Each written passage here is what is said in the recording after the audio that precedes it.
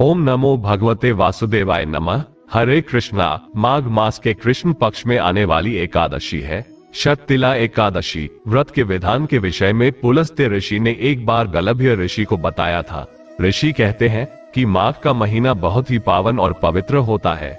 इस मास में व्रत और तप का विशेष महत्व है। इस मास में कृष्ण पक्ष में आने वाली एकादशी को शततिला एकादशी कहते हैं। शततिला एकादशी के दिन मनुष्य को भगवान विष्णु के निमित्त व्रत रखना चाहिए। व्रत करने वाले भक्तों को गंध, पुष्प, धूप, दीप, तांबूल सहित विष्णु भगवान का षोडशोपचार पूजन करना चाहिए। इस एकादशी के दिन तिलों का 6 प्रकार से प्रयोग किया जाता है। पहला तिल स्नान, दूसरा तिल का उपटन, तीसरा तिल से हवन, चौथा तिलों का तर्पण, पांचवा तिल का भोजन और छठा तिलों का दान। ये तिल के 6 प्रकार है। इनका प्रयोग करने के कारण ही यह एकादशी शततिला एकादशी कही जाती है। इस व्रत को करने से अनेकों प्रकार के पाप नष्ट हो जाते हैं और ऐसे भक्त को अंत में बैकुंठ धाम की प्राप्ति होती है। शततिला एकादशी का व्रत घर में सुख शांति देने वाला माना गया है।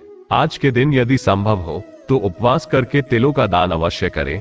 एकादशी के दिन व्रत रखकर द्वादशी तिथि को शुभ मुहूर्त में व्रत का पारण करने से ही व्रत का पुण्य फल प्राप्त होता है। द्वादशी तिथि के दिन तिलों का अन्न, धन, वस्त्र और फल, शाक सब्जी का दान करना शुभ फलदायी रहता है।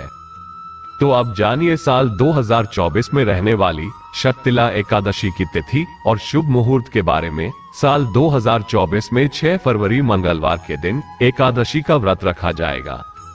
एकादशी तिथि प्रारंभ होगी 5 फरवरी सोमवार की शाम 5:26 से और समाप्त होगी 6 फरवरी मंगलवार की शाम 4:07 पर। सोमवार के दिन दशमी तिथि के नियमों का पालन किया जाएगा और उदया तिथि के अनुसार 6 फरवरी मंगलवार को केवल एक दिन ही एकादशी का व्रत रखा जाएगा। मंगलवार को सूर्योदय होगा सुबह 7:08 पर, सूर्य अस्त होगा शाम 6:12 पर। अभिजीत मुहूर्त रहेगा दोपहर 12:18 से 1:02 तक। अभिजीत मुहूर्त के समय आप अपनी मनोकामना पूर्ति के लिए भगवान विष्णु की आराधना या मंत्रों का जाप कर सकते हैं। राहु काल दोपहर 3 बजे से 4:30 बजे तक रहेगा, जो कि अशुभ मुहूर्त माना जाता है। द्वादशी तिथि प्रारंभ होगी 6 फरवरी मंगलवार की शाम 4:08 से और 7 फरवरी बुधवार की दोपहर 2:02 पर। द्वादशी तिथि समाप्त हो जाएगी। इस बार द्वादशी तिथि को बहुत ही शुभ मुहूर्त बन रहे हैं। इस दिन सूर्योदय होगा सुबह 7:08 पर और सूर्यास्त होगा शाम 6:13 पर। शुभ योग में वज्र योग सुबह 6:08 तक रहेगा और उसके बाद में सिद्धि योग सारा दिन रहने वाला है।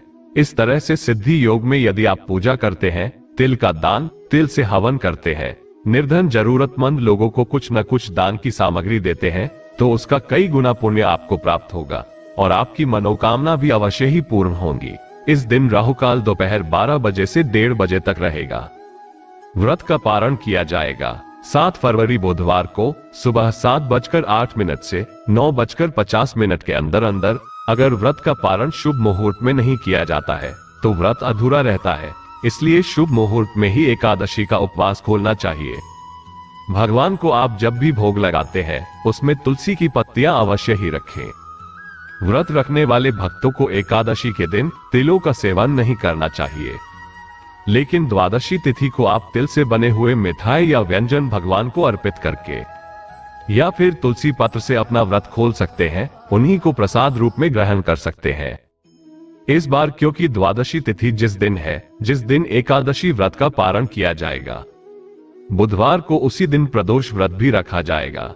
ऐसे में जो भक्त एकादशी के साथ साथ प्रदोष व्रत भी रखते हैं, उन्हें बुधवार को सुबह व्रत खोलते समय केवल फलों का ही सेवन करना चाहिए, नमक का सेवन नहीं करना चाहिए। और उसके बाद आप एकादशी व्रत का पालन करते ही प्रदोष व्रत के नियमों का पालन भी कर सकते हैं। दोनों ही व्रत आप एक साथ रख सकते हैं। ऐसे में शाम को प्रदोष व्रत में आप जिस प्रकार का भी फलाहार या अन्न ग्रहण करते हो वो आप ग्रहण कर सकते हैं। द्वादशी तिथि को भी शुद्ध सात्विक भोजन ही करना चाहिए। लहसुन प्याज का सेवन नहीं करना चाहिए। एकादशी के दिन चावल या चावल से बनी हुई वस्तुओं का पूरी तरह से त्याग किया जाता है। लड्डू गोपाल जी यदि आपके घर में है तो उन्हें भी आप चावल या चावल से बनी किसी भी वस्तु का भोग न लगाएं। दशमी तिथि के दिन ही तुलसी की पत्तियां भी तोड़कर रख ली जाती है, क्योंकि एकादशी के दिन तुलसी जी को छूना या तुलसी की पत्तियां तोड़ना पाप माना जाता है। शततिला एकादशी के दिन आप हमारे चैनल पर कथा भी जरूर सुनिएगा। उम्मीद है आज की ये जानकारी आपको पसंद आई होगी। अगर आपको ये वीडियो अच्छी लगी हो तो प्लीज वीडियो को लाइक जरूर कीजिएगा और आपके अपने चैनल राम राम जी को सब्सक्राइब करना मत भूलना। मिलते हैं अगली वीडियो में, तब तक के लिए राम राम जी।